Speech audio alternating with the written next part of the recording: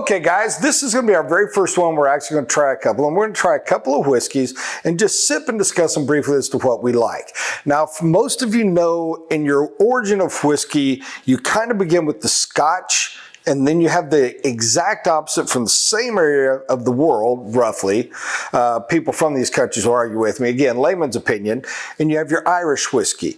Now, most of us, my opinion, Irish whiskey is very gentle. It's much softer. Quite often it's a blended whiskey, and it is much more to my personal palate.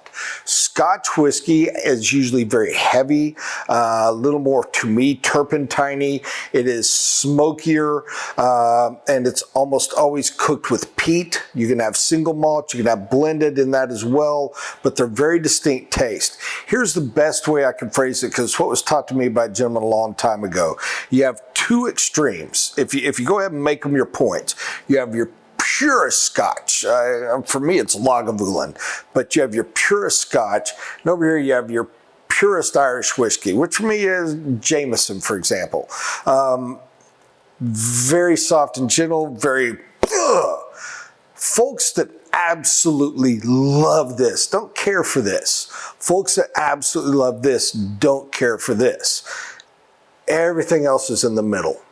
You get some of your bourbons that are a little more on this side. You get some of your blended whiskeys that are a little more on this side. For me, from a generic palate, here's where I kind of flow.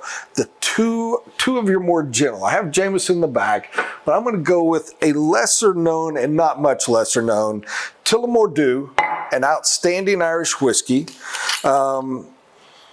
Nice gentle scent, very soft on the tongue. It is a very good conversation whiskey. Triple distilled, that's just something they say. It just means I made it really clean, put it in the oak barrels to get the color. If you sniff it, it's just kind of soft. It's got a little bit of that alcohol that comes with most whiskeys, but you want to get it in your palate somewhat.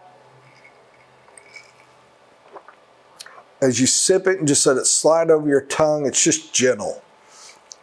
It's almost a light caramel. Very little smoke flavor.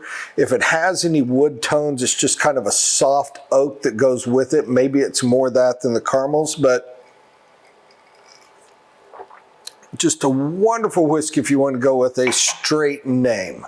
Now, the one that in my part of the world is the most popular, the dominant, the one that everyone likes is just Crown Royal.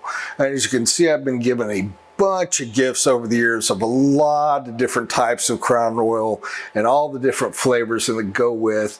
But I want to, and if I step on the screen for a minute, I don't mean to for long, I'm coming right back. Folks tend to give me the big bottle for straight, and I want to go straight and keep this generic. This is just good old-fashioned Crown Royal Canadian blended whiskey. I can't tell you the history of this. Maybe someday I'll research it. When I do, I will be able to tell you perfect. Flavor-wise, palate-wise, in my opinion, Canadian blended whiskeys are basically an Irish whiskey of origin and concept, flavor, taste, smell that they were going for. I've never had one that I'm like, ooh, that's heavy on the Scotch accents and taste and flavors. But much gentler. You get none of that true alcohol turpentine. I think that's one of the reasons that Crown Royal is so incredibly popular with so many people. The palate's just gentle. I mean, it's almost like a soft water with a little bit of a wood and just a hint of something to come odor.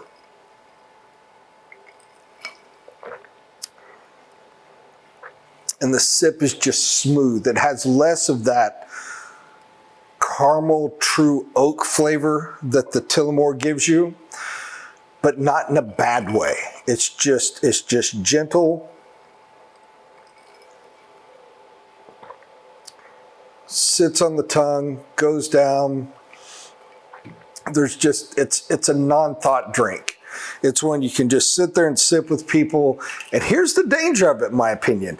This one you drink, and when you're done, you're like, oh, how did it go from here to here? Because it just flows so smooth. Also, and you will find a lot of people that like to mix this, especially younger drinkers, newer drinkers. Crown and Coke is a classic thing. Crown and Sprite. Crown mixes very, very, very well with sodas, with anything that's got a little bit of bubbly water, and it doesn't take on their flavor. It kind of softens and enhances their flavors, and it drinks real smooth. A lot of younger drinkers, that is their initial introduction to whiskeys. Sometimes it can be safer because the volume of fluid keeps you from drinking as much alcohol, but that's not an encouragement to drink more. The beauty of Crown is this is just a wonderful, we're in a calm, safe environment. I want a drink that everyone I know will enjoy, and we want to have good conversation. And for those of you that enjoy a smoke, it pairs very, very, very well with the smoke. I don't care if it's pipe, cigarette for those of you that like them, cigar. Some are really good, whiskeys are really good with cigars and not with other things.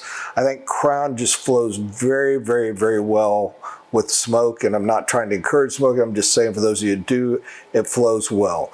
But it is a wonderful, gentle, it's almost the iced tea of whiskeys. You can never go wrong. So if people say, where would I want to start? I would advise you start with Crown. If you have nothing else in your home, you have something that people like to drink whiskey are going to enjoy. Even the most extreme Scotch lover may not love Crown, but they're not going to dislike it. So you fit a little bit in there. Whereas a true Scotch lover isn't going to hate. I mean, whiskey lovers love whiskey. Half the fun's just arguing about it. But they're not going to like the Tullamore as much, because it's got a few more distinctive elements that go with Irish versus the Canadian. I hope this was fun. I had a good time doing it. And if you have questions or you have comments, please hit me up. Thank you for your time, and welcome to this edition of Bob's Bar.